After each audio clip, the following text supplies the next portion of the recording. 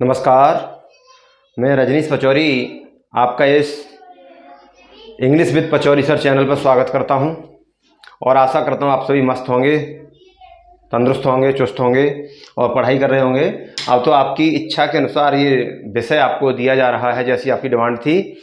तो हम बात कर रहे थे ग्रामर में। हमने सबसे पहला जो टॉपिक था वो था पार्ट्स ऑफ सेंटेंस। वो हमने सेंटेंस के कितने भाग होते हैं ये आपको बताया था। और दूसरा लेक्चर हमने देखा, उसमें बात कर रहे थे काइंड्स ऑफ सेंटेंस। सेंटेंस कितने प्रकार के होते हैं हमने उसमें बात की थी। और आपने देखा था, मैंने आपको बताया सेंटेंस के जो प्रकार बताए गए थे वो 5 थे। 5 प्रकार के सेंटेंस होते हैं। आपने देखा होगा कभी कभी लोग क्या करते हैं कि कुछ तो लोग, मैंने ऐसा देखा है पढ़ाते हुए, कि कुछ लोग तो 5 प्रकार के सेंटेंस बताते हैं और कुछ 7 भी बता देते हैं। 7 कैसे बताते हैं मैंने आपको बताया था। पहला जो सेंटेंस आपको बताया था उसमें मैंने बात की थी असर्टिव सेंटेंस की। यहाँ पर असर्टिव सेंटेंस मैंने आपको बताया था, उसमें 2 सेंटेंस और थे, अफर्मेटिव और नेगेटिव। उसकी हमने बात की थी असर्टिव में। तो हमने देखा था वो 2 जो अलग बता दिए गए वो उनको भी अलग करके गिन देते हैं, इस प्रकार से 7 हो जाते हैं। लेकिन मूल रूप से सेंटेंस जो होते हैं वो 5 प्रकार के होते हैं। एंड अमॉन्ग 5, हम 5 में से अराउंड 2, आई थिंक मैंने 2 के बारे में आपको बता दिया है। एक तो असर्टिव बताया था, इंटेरोगेटिव। दूसरा क्या बताया था? इंटेरोगेटिव मैंने आपको बताया था, असर्टिव और interrogative. Today we are going to discuss about 3 more. आज हमारे पास 3 और हैं जिसके विषय में बात करने जा रहे हैं। और same topic is written here, लिखा हुआ है काइंड्स ऑफ सेंटेंस। सेंटेंस के प्रकार। देखिए घबराना नहीं है, इस बात की गारंटी है। क्लास को आप मन से कंसंट्रेट होके आप देखिए, इसे कंसंट्रेट होके आप देखेंगे तो आपका ये चैप्टर बिल्कुल क्लियर हो जाएगा हमेशा के लिए, कोई दिक्कत नहीं रहेगी। और फिर भी दिक्कत रहती है तो बाय कमेंट के माध्यम से आप मुझे पूछ सकते हैं। अब ये टॉपिक जो हम करने जा रहे हैं, देखिए यहाँ पर जो टॉपिक तीसरा है, तीसरा जो सेंटेंस हम जो बात कर रहे हैं वो है इंपरेटिव सेंटेंस। कौन सा? इंपरेटिव। देखेंगे इंपरेटिव क्या कहता है। The sentence which has some command. The sentence which has some command, यानी आपने देखा है वाक्य में आज्ञा, क्या आज्ञा, रिक्वेस्ट, विनती, एडवाइस, सलाह और सजेशन, परामर्श, एक ही बात है, is called an imperative sentence. यानी ऐसे वाक्य जिसमें सलाह, परामर्श, आज्ञा, सुझाव, यदि इस प्रकार के शब्द महसूस हों तो समझ लें वो वाक्य इंपरेटिव होगा। हिंदी में आप उसका अर्थ निकाल के देख लें, और यदि इंग्लिश में इस प्रकार के शब्द वाक्य में आ रहे हैं, कैसे आपको लग रहा है कि किसी भी वाक्य में विनती, रिक्वेस्ट का मतलब विनती की जा रही है, विनती की जा रही है, तो आप समझ लें वाक्य इंपरेटिव है। यदि किसी वाक्य में सलाह दी जा रही है एडवाइस, तो आप समझ लें वाक्य इंपरेटिव है। या सजेशन, सुझाव इंपरेटिव है। या आप देखें कमांड का मतलब आज्ञा। तो ये इस प्रकार के आप इसे नोट करते चलेंगे, अपने नोट्स बनाते चलेंगे, और इस प्रकार के सेंटेंस यदि आपको दिखाई दें, ये शब्द दिखाई दें, तो आप समझ लेंगे इसमें क्या है। ये आपके काइंड्स ऑफ सेंटेंस में इंपरेटिव सेंटेंस की बात चल रही है। अब रिक्वेस्ट, एडवाइस आप इस प्रकार जो देखेंगे, इसमें कुछ एग्जाम्पल मैं आपको देता हूं। जैसे मैं तुमसे कहूं अभी मैं जो आपको पढ़ा रहा हूं, आप प्लीज उसके नोट्स बनाइए, प्लीज मेक अ नोट्स। तो मैं आपसे क्या कह रहा हूं? मैं आपसे रिक्वेस्ट कर रहा हूं। मैं आपसे दूसरा मैं कह सकता हूं, दूसरा है प्लीज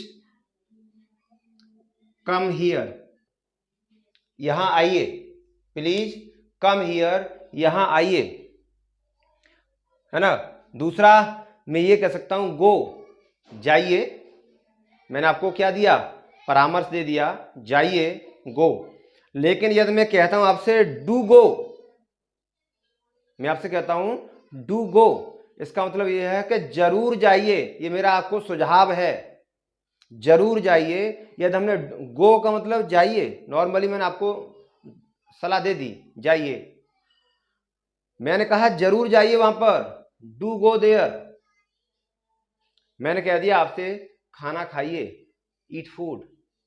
मैंने आपसे कह दिया खाना जरूर खाइए, स्वास्थ्य आपका गड़बड़ चल रहा है, नहीं खाएंगे तो दिक्कत ज्यादा होगी, खाना जरूर खाइए, do eat the food.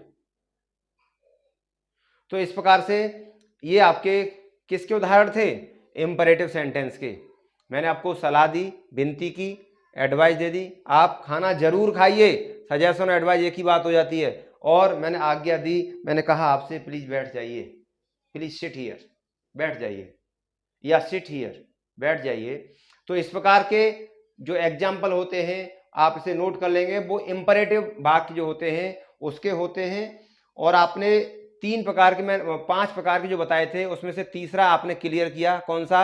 Imperative sentence. एक बार फिर पढ़ लेंगे। The sentence which has some command, request, advice और suggestion is called an imperative sentence. ऐसे वाक्य जिनमें आज्ञा, विनय, परामर्श, सुझाव आदि चीजें दी जाती हैं या महसूस हो, प्रकट हो, तो आप समझने के बाद कौन सा है? आज्ञा सूचक, जिसे हिंदी में आज्ञा सूचक कहते हैं और अंग्रेजी में से इंपरेटिव सेंटेंस कहते हैं। नोट किया होगा। अगला है एक्सक्लेमेटरी, विस्मयाद बोधक, जिसमें आपको क्या कह रहा है ये एक्सक्लेमेटरी में? द सेंटेंस विच एक्सप्रेसेस, यानी ऐसा कोई वाक्य जो बताता है क्या? सम सडन फीलिंग्स, अचानक हुई घटनाओं के बारे में। सच एज प्लेजर, खुशी, सौरो, दुख, सरप्राइज, एकदम आश्चर्य, is called an imperative sentence. यानी ऐसे वाक्य जिनमें आपको दुख, खुशी या अकस्मात ऐसी कोई घटना सुनने को मिले, क्या? सरप्राइज से बोलते हैं, आश्चर्य करने वाली, उसे आप क्या बोलते हैं? उसे बोलते हैं एक्सक्लेमेटरी सेंटेंस। क्या बोलते हैं? Exclamatory sentence. और उसकी पहचान ये है कि लास्ट में इस प्रकार के विस्मयाद, जिसे एक्सक्लेमेटरी सिंबल बोल देते हैं, विस्मयादबोधक चिन्ह लगा होता है, इसे बोलते हैं। तो इसके कुछ एग्जाम्पल, जैसे एग्जाम्पल ले लेते हैं। एग्जाम्पल ये है, now you are seeing that Asia cup is going on. अभी एशिया कप चल रहा है, जिसमें अफगानिस्तान, पाकिस्तान, श्रीलंका और इंडिया, ये 4 टीमें खेल रही हैं। और इंडिया ने 2 मैच हरा दिए, यानी इंडिया 2 मैच हार गई, पाकिस्तान से हारी और श्रीलंका से उस दिन हार गई। सॉरी। तो आपने देखा इंडिया हार गई, तो हमारे लिए तो दुख की बात है। तो हम क्या कह सकते हैं? हाउ सेम इट इज, कितने शर्म की बात है, कितने शर्म की बात है, इंडिया पाकिस्तान और श्रीलंका से मैच हार गई, हाउ सेम इट इज। और पाकिस्तान वालों ने क्या कहा होगा? Hurray we have won the match, खुश हो गए, वो खुश होके कहा उन्होंने, अरे हम तो मैच जीत गए इंडिया से। तो वो उनके लिए कौन सा पल था? उनके लिए खुशी का पल था। कौन सा था? खुशी का। और हमारे लिए कौन सा था? सौरों का। सरप्राइज का क्या है? सरप्राइज ये है कि अभी मान लो इंडिया ऑस्ट्रेलिया से मैच खेल रही है, समझना मेरे एग्जांपल को। इंडिया और ऑस्ट्रेलिया का मैच चल रहा है, वनडे मैच चल रहा है 50-50 ओवर का।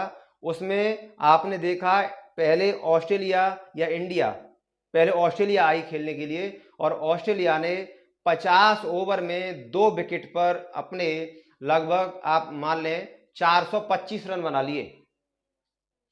50 ओवर में ऑस्ट्रेलिया ने 2 विकेट पर 425 रन का एक बड़ा स्कोर, जिसे कह सकते हैं, खड़ा कर दिया इंडिया के सामने। और अब इंडिया को जीतने के लिए, उस मैच को जीतने के लिए इंडिया को अब चाहिए 426 run. India needs to win that match 426, यानी इंडिया को उस मैच को जीतने के लिए कितने रन चाहिए? 426। क्या ये संभव है? एवरीथिंग इज पॉसिबल, संभव तो सब कुछ है। तो देखते हैं हुआ क्या। मैच चल रहा था, कांटे का मैच चल रहा था, और इंडिया जब खेलने के लिए आई तो आते ही आते अगले यानी प्रथम 10 ओवर में अपने 4 विकेट गंवा बैठी। आपको क्या उम्मीद होगी? आप क्या करेंगे उस समय पर? इंडिया मैच, क्या आप उम्मीद करते हैं इंडिया मैच जीत जाएगी? फिर 4 विकेट चले गए 10 ओवर में, और रन बने मात्र कितने? 50 रन। कितने बने? 50। तो अभी तो इंडिया को लगभग 375 रन चाहिए, 376 रन चाहिए, 50 रन ही तो बने। 10 ओवर चले गए, 4 विकेट जा चुके हैं। लोग क्या करेंगे फिर तो लोगों ने टेलीविजन को बंद कर दिया, रेडियो बंद कर दिया, मोबाइल पर हॉटस्टार के द्वारा देख रहे हैं वो भी बंद कर दिया। 2 घंटे बाद आपको खबर मिलती है इंडिया मैच जीत गई 2 विकेट से। इंडिया मैच जीत गई 2 विकेट से। तो आपको कैसा लगेगा?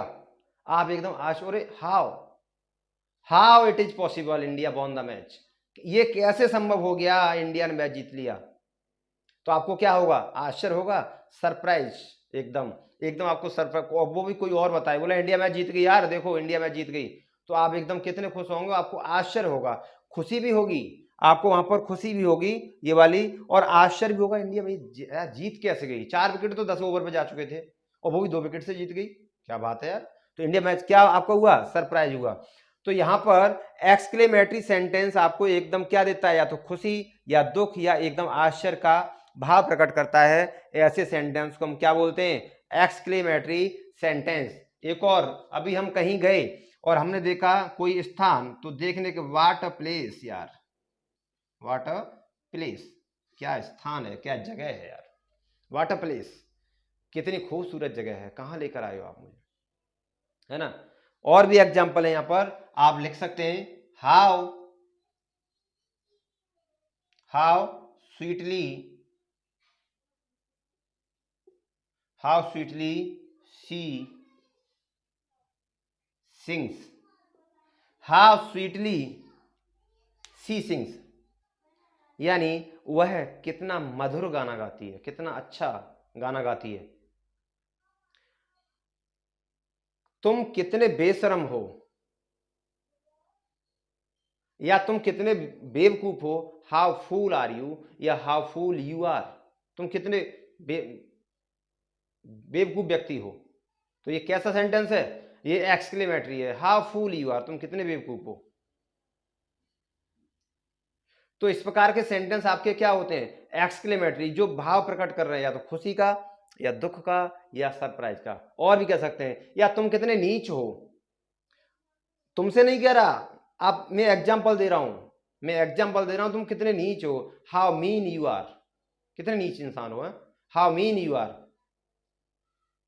तो इस प्रकार के सेंटेंस जो होते हैं वो आपके कैसे होते हैं? एक्सक्लेमेटरी। आप इनको नोट करते चलेंगे, इस प्रकार से आप नोट करेंगे। और भी एग्जाम्पल आप लिखना चाहें तो आप अपनी तरफ से जोड़ सकते हैं। इस प्रकार के सेंटेंस जो आते हैं वो एक्सक्लेमेटरी में आते हैं। हाँ, वाट अ सेम, ऐसे जोड़ सकते हैं, वाट अ सेम, कितने शर्म की बात है, कितने शर्म की बात है, कितने शर्म की बात है, what a shame, what a shame India lost the match, India match हार गई पाकिस्तान पाकिस्तान से, व्हाट अ सेम यार, है। तो इस प्रकार के सेंटेंस आपके कौन से होते हैं?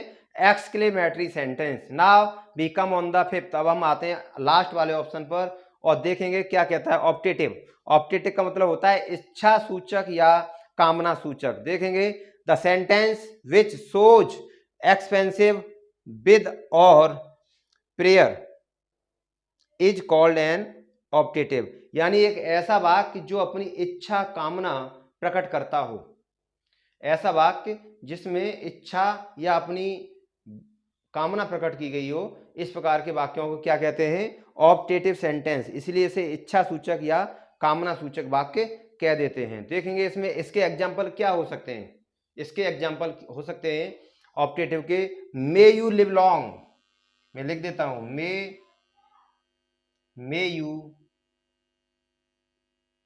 लिव लॉन्ग, आपकी उम्र लंबी हो, आप हजारों साल जिए, लंबी उम्र हो आपकी, मे यू लिव लॉन्ग। मैं कहता हूं अपनी तरफ से, if you are doing hard work, यदि आप मेहनत कर रहे हैं, may you come out with flying colours, सफलता आपके कदमों में हो, ये मेरी इच्छा है, मेरी भगवान से प्रार्थना है कि वो व्यक्ति गुजर गया, मे his Saul, may God his Saul rest in peace, may God his Saul rest in peace, भगवान उसकी आत्मा को शांति दे। तो इस प्रकार से हमारे क्या है, ये हमारी इच्छाएं हैं। ये मेरी इच्छा है कि तुम्हारी उम्र लंबी हो, है ना। इस प्रकार से मेरी इच्छा है भगवान उसकी आत्मा को शांति दे। और भी बोल देते हैं, may God bless you, may God bless you, may God bless you. तो इस प्रकार से हम ये वाक्य बोल देते हैं। तो आज हमने जो टॉपिक खत्म किया वो कौन सा किया, वो कौन सा किया, काइंड्स ऑफ सेंटेंस। हमने काइंड्स ऑफ सेंटेंस की बात की, तो उसमें दो के बारे में हम पहले बात कर चुके हैं, असर्टिव और इंटेरोगेटिव। आज हम जो बात कर रहे हैं वो है इंपरेटिव, एक्सक्लेमेटरी एंड ऑप्टेटिव। 5 प्रकार के होते हैं। इंपरेटिव में आपने देखा, इंपरेटिव में और एक्सक्लेमेटरी और ऑप्टेटिव में मैंने आपको विद एग्जाम्पल, यहाँ पर मैंने एग्जाम्पल एक्सक्लेमेटरी का आपको बोल भी दिए थे और लिख भी दिए थे। तो इस प्रकार के वाक्य आपके इंपरेटिव, एक्सक्लेमेटरी और ऑप्टेटिव, ये आपके इंपरेटिव जो होते हैं वो आज्ञा सूचक होते हैं, एक्सक्लेमेटरी आपके विस्मयादबोधक होते हैं और ऑप्टेटिव आपके इच्छा सूचक या कामना सूचक होते हैं। तो आपको समझ में आया होगा, बेहतर समझ में आया होगा, उम्मीद ये की जाती है। वीडियो को अधिक से अधिक लोगों के पास शेयर करें जो इस समस्या से जूझ रहे हैं, जिनको लगता है कि ग्रामर एक हुआ है, ग्रामर एक बहुत एक्यूट प्रॉब्लम है। तो डोंट थिंक लाइक सो, ऐसा नहीं सोचना है। Grammar is not acute problem. If we think no one is acute, यानी हम सोच लेते हैं तो हमारे लिए कोई भी सब्जेक्ट, कोई सा सब्जेक्ट हो, हमारे लिए कोई गंभीर नहीं होता। वो तो हमारे मन का समझना होता है कि हमारे लिए बहुत टफ है सब्जेक्ट। तो चलिए, आज के लिए इतना काफ़ी है। अधिक से अधिक लोगों के पास वीडियो को भेजें, जो कि अन्य लोग भी सब्सक्राइब करें और इस सब्जेक्ट का फ़ायदा उठाएं, लुत्फ उठाएं और पढ़ें, मेहनत के साथ आगे बढ़ें। चलिए, आज के लिए इतना काफ़ी है। अगले टॉपिक के साथ फिर हम मुलाकात करेंगे, तब तक के लिए विदा लेते हैं। नमस्कार।